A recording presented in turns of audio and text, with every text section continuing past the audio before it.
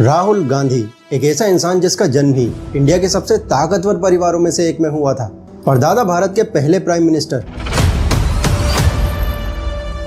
दादी उस टाइम की current prime minister,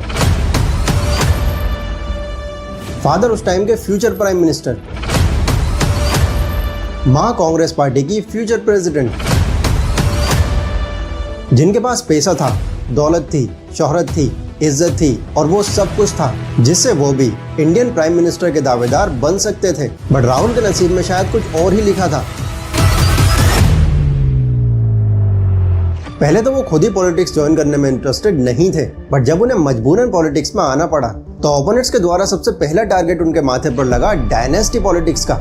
dynasty politics मतलब जब एक लीडर के बाद उसके बेटे, फिर उसकी बेटी और फिर उसके पोते भी नेता बन जाए, सिर्फ इसलिए क्योंकि वो उस फैमिली से हैं, ना कि अपनी मेहनत से ऊपर आए हैं, तो इसे डायनेस्टी पॉलिटिक्स कहा जाता है। राहुल गांधी के केस में भी लोग कहते थे, इनफैक्ट अब भी कहते हैं, कि उनको कांग्रेस का टॉप लीडर इसलिए बनाया गया है क्योंकि वो नेहरू और गांधी परिवार से हैं, जो पहले से ही सियासत में पावरफुल रहे हैं।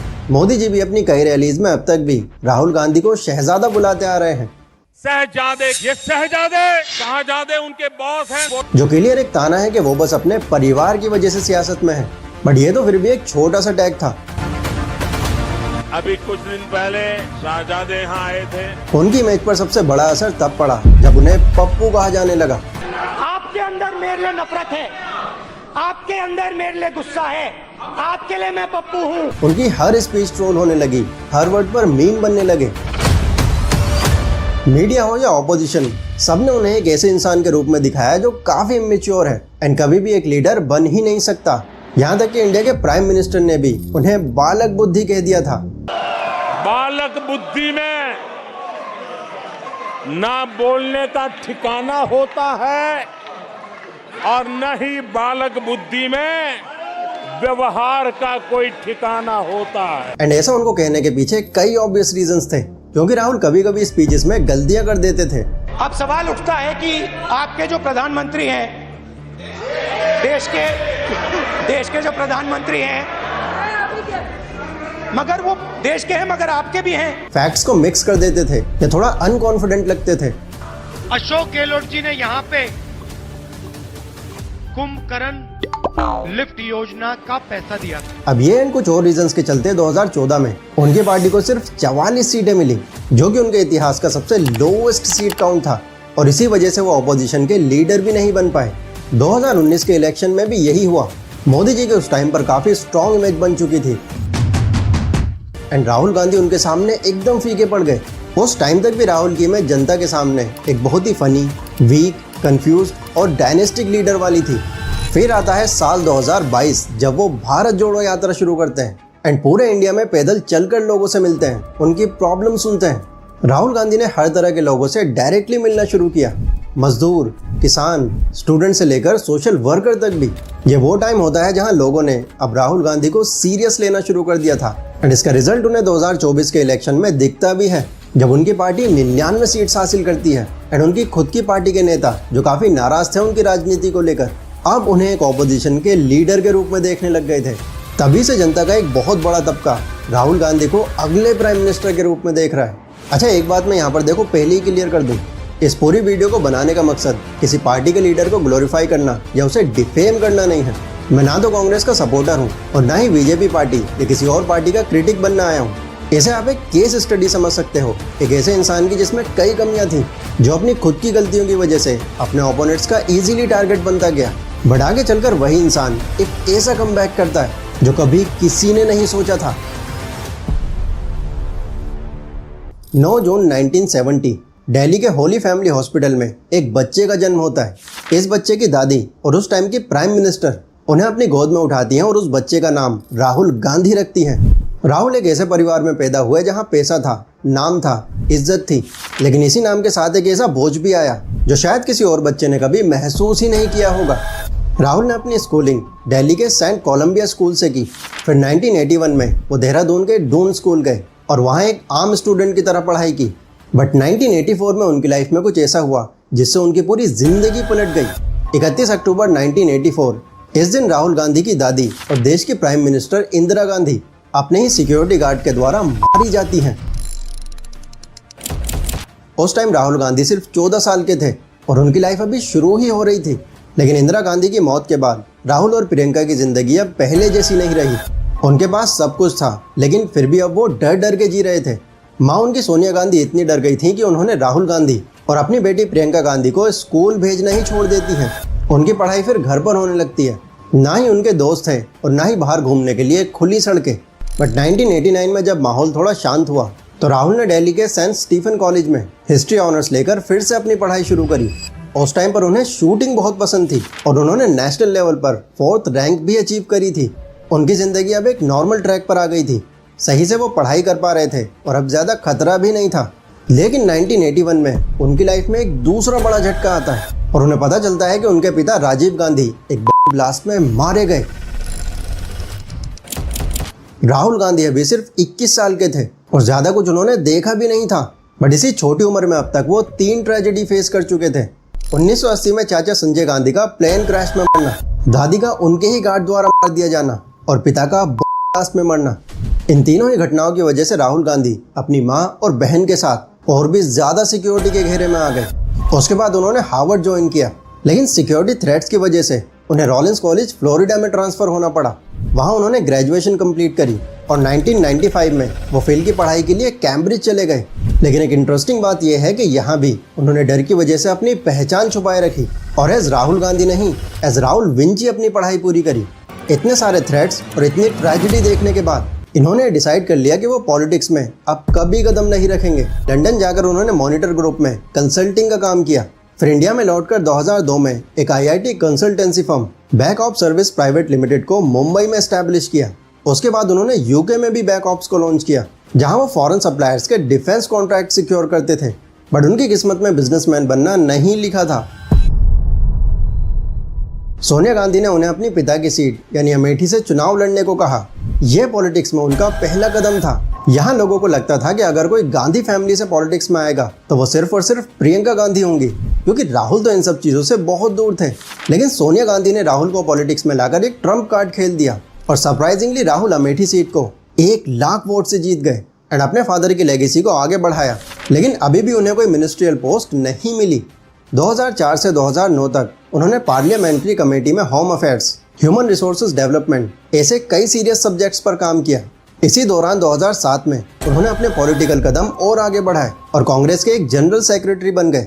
साथ ही इंडियन यूथ कांग्रेस और national student union of India का चार्ज भी उन्हीं के कंधों पर आ गया था।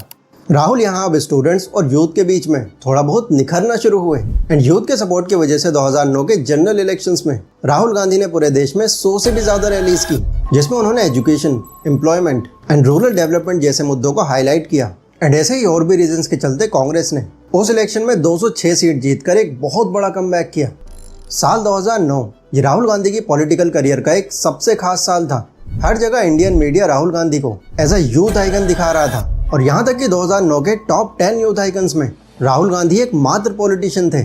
लेकिन इसी पॉलिटिकल सक्सेस में उन्होंने एक ऐसी मिस्टेक कर दी जो आगे चलकर ऑपोजिशन की एक बहुत बड़ी ताकत बन जाती है। एक्चुअली बात यह है कि 2013 में जब सोशल मीडिया इंडिया में बूम कर रहा था, इंडिया में फेसबुक और ट्विटर जैसे प्लेटफॉर्म का यूज़ काफ़ी बढ़ने लग गया था। तभी 5 अप्रैल 2013 को राहुल गांधी ने CII में अपनी एक स्पीच दी।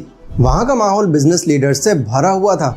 लोग राहुल गांधी से ये उम्मीद कर रहे थे कि वो इंडिया की इकोनॉमी, रिफॉर्म्स और कॉन्क्रीट पॉलिसीज़ पर बातें करेंगे, लेकिन उन्होंने ज़्यादातर फिलोसफिकल और इधर उधर की बातें करी। स्पीच में भी वो कभी नर्वस और कभी ओवर एक्साइटेड दिख रहे थे और इसी वजह से उसी दिन पप्पू CII ट्रेंड कर गया। उनके मीम्स बने, इंडियन मीडिया ने भी इसे खूब हाईलाइट किया और उस दिन ऑपोजिशंस की IIT सेल राहुल गांधी को पप्पू बनाने में कोई कसर नहीं छोड़ती है। उनकी शुरुआती स्पीच की गलतियों को as a joke social media पर ट्रेंड करवाया जाता है। हर रैली, हर स्पीच, हर इंटरव्यू के बीच में कोई ऐसा हिस्सा जहां उन्होंने ज़्यादातर पॉज लिया हो या कोई ब्रोकन सेंटेंस कहा हो, उन सबको सोशल मीडिया पर पप्पू का टैग लगाकर वायरल करवाया जाता है। 2013 खत्म होते होते ऑपोजिशन के नेता भी उनके लिए पप्पू नाम यूज करने लग गए थे।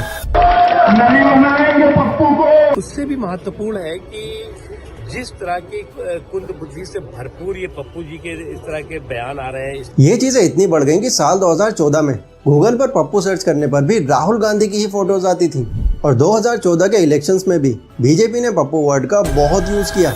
उनकी इमेज इतनी खराब कर दी गई कि जहां 2009 में कांग्रेस को 206 सीट्स मिली थी, वहीं 2014 में कांग्रेस सिर्फ 44 सीट पर सिमट कर रह गई।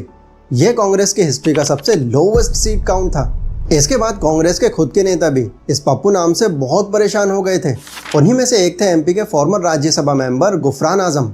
उन्होंने कांग्रेस की प्रेसिडेंट सोनिया गांधी को एक लेटर लिखा और कांग्रेस पार्टी के बर्बाद होने के पीछे राहुल गांधी का हाथ बताया।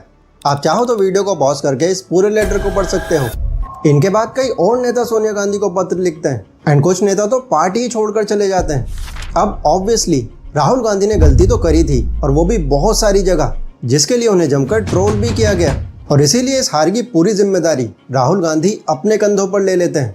साल 2017 में उन्हें कांग्रेस पार्टी का प्रेसिडेंट बना दिया जाता है एंड साल 2019 के इलेक्शन से पहले राहुल गांधी ने अपने कैंपेन को एग्रेसिव बनाने के लिए एक ऐसी कोशिश करी जो फिर से उन पर बैकफायर कर गई। वो 2019 में चौकीदार चोर है का स्लोगन यूज करते हैं और इससे किसी और को नहीं, मोदी जी को टारगेट करते हैं। लेकिन ये उन पर ही बैकफायर कर गया क्योंकि मोदी जी की इमेज आम जनता के बीच में उस टाइम एक ईमानदार लीडर की थी। इसलिए बिना किसी स्ट्रॉन्ग प्रूफ के बार बार उन्हें चोर कहना ये लोगों को बिल्कुल पसंद नहीं आया। बीजेपी ने भी इसका जवाब मैं भी चौकीदार हूँ कैंपेन से दिया और चौकीदार को एक प्राइड सिंबल दिखाया। रिजल्ट ये हुआ कि जो स्लोगन मोदी जी की इमेज तोड़ने को था वो उनकी इमेज और मजबूत बनाकर चला गया। बालक बुद्धि में नतीजा एक बार फिर बीजेपी की शानदार जीत होती है। इस हार के बाद राहुल गांधी कांग्रेस पार्टी के प्रेसिडेंट पद से रिजाइन कर देते हैं। सबको यहाँ पर यह लग रहा था कि राहुल गांधी का पॉलिटिकल करियर अब पूरी तरह से खत्म हो गया। पप्पू का टैग उनके नाम में हमेशा के लिए जुड़ गया। बट ये उनकी कहानी का एंड नहीं था। कुछ दिन उन्होंने अपने आप को स्पॉटलाइट से अलग रखा, उनका जिक्र लोगों में कम होने लगा। लेकिन पर्दे के पीछे राहुल गांधी में एक ऐसा बदलाव तैयार हो रहा था जिसने आगे चलकर उनकी पूरी पहचान बदल दी। सितंबर 2022 कन्याकुमारी से एक सफर शुरू होता है भारत जोड़ो यात्रा का। व्हाइट शर्ट और जॉगर्स में राहुल गांधी ने एक ऐसा कमबैक किया जिसने आम लोग तो क्या पॉलिटिशियंस को भी चौंका दिया। ना उन्होंने स्पीच के साथ कोई बड़ा शो किया, ना गाड़ियों के साथ रैलीज की। उन्होंने सिर्फ एक काम किया और वो था 3570 किलोमीटर पैदल चलना। राहुल गांधी हर दिन आम लोगों के साथ चले, किसान, मजदूर, स्टूडेंट्स, सोशल एक्टिविस्ट और यहाँ तक कि सेलिब्रिटीज तक उनसे जुड़े। इस दौरान उन्होंने लोगों से डायरेक्टली बातचीत की, उनकी प्रॉब्लम सुनी। उन्होंने एक स्लोगन भी बनाया, नफरत के बाजार में मोहब्बत की दुकान, जिसका फोकस था यूनिटी, सेक्युलरिज्म, अनएम्प्लॉयमेंट, इन्फ्लेशन और सोशल हार्मोनी। ये यात्रा सिर्फ एक पॉलिटिकल कैंपेन नहीं थी बल्कि राहुल के पूरे करियर का एक अहम हिस्सा थी। फार्मर्स के साथ खेत में बैठना, स्टूडेंट्स के साथ टाइम स्पेंड करना, वर्कर्स के साथ रोड पर चाय पीना, रोड साइड पर अपना हेयर कट करवाना वगैरह वगैरह। ये सब चीज़ें राहुल गांधी के लीडर वाली साइड को सामने ला रही थी। 137 दिन, 12 स्टेट्स, 2 यूनियन टेरिटरीज और 3570 किलोमीटर से ज़्यादा का सफ़र, और इस बीच लोगों के दुख सुख सुनना, ये सब उनके पप्पू वाली इमेज को रीब्रांड करने में काफ़ी हेल्प कर रहा था। और अब तो यात्रा का असर दोस्तों ग्राउंड पर भी दिखने लगा जब हिमाचल प्रदेश के इलेक्शन में कांग्रेस ने मेजॉरिटी जीत हासिल करी और उसी के साथ कर्नाटका और तेलंगाना में भी कांग्रेस ने इंसेन जीत हासिल करी। जहां जहां से भारत जोड़ो यात्रा गुजरी, ऐसी कई जगहों पर कांग्रेस का वोट शेयर काफ़ी ज़्यादा बढ़ा। इसके बाद फिर उन्होंने ईस्ट से वेस्ट भारत जोड़ो न्याय यात्रा भी पूरी करी, जिसमें उन्होंने मणिपुर से महाराष्ट्र तक का सफ़र तय किया। फिर आता है 2024 का लोकसभा इलेक्शन, जहां 2014 में कांग्रेस सिर्फ 44 सीटों पर सिमट गई थी, 2019 में 52 पर, वहीं 2024 में यह पार्टी 99 सीट्स लेकर के आई। हालांकि कांग्रेस और उनका इंडिया अलायंस सत्ता तो हासिल नहीं कर पाया, बट बीजेपी जैसी स्ट्रॉन्ग पार्टी का उन्होंने वोट शेयर बहुत कम कर दिया। राहुल गांधी को भी अब लोकसभा में ऑपोजिशन का लीडर बनाया गया एंड फिर एक के बाद एक उनकी कई दमदार स्पीचेस वायरल हुई और आम जनता का भी अब राहुल को लेकर एक पॉजिटिव ओपिनियन बनने लगा। लोगों से इतना सपोर्ट मिलने के बाद राहुल गांधी में एक अलग ही कॉन्फिडेंस आ गया। वो सरकार से सवाल करने लगे, उन्हें क्रिटिसाइज करने का वो एक भी मौका नहीं छोड़ रहे थे। और अब फिर से राहुल गांधी ने एक ऐसी चीज़ कर दी जिससे बड़े बड़े तो छोड़ो, टीनेजर्स में भी उनकी बातें होने लगी। इसी साल अगस्त 2025 में उन्होंने पूरे एविडेंस के साथ एक प्रेस कॉन्फ्रेंस करी और बीजेपी के वोट चोरी प्रोसेस को डीपली एक्सप्लेन किया। और इससे कांग्रेस को इतना फायदा हुआ कि रातों रात उनके कई सपोर्टर्स बढ़ने लगे। सोशल मीडिया फॉलोअर्स के मामले में भी कांग्रेस बीजेपी से आगे निकल गई और वही राहुल गांधी, जिसे कल तक पप्पू कहा जाता था, आज जनता उनको एक सीरियस लीडर और अगले प्रधानमंत्री के रूप में देखने लगी है। राहुल गांधी के वोट चोरी वाले एलिगेशंस में सच्चाई कितनी है ये तो अभी क्लियर नहीं है, लेकिन इतना जरूर हुआ है कि उन एलिगेशंस ने उन्हें फिर से हेडलाइन का सेंटर बना दिया।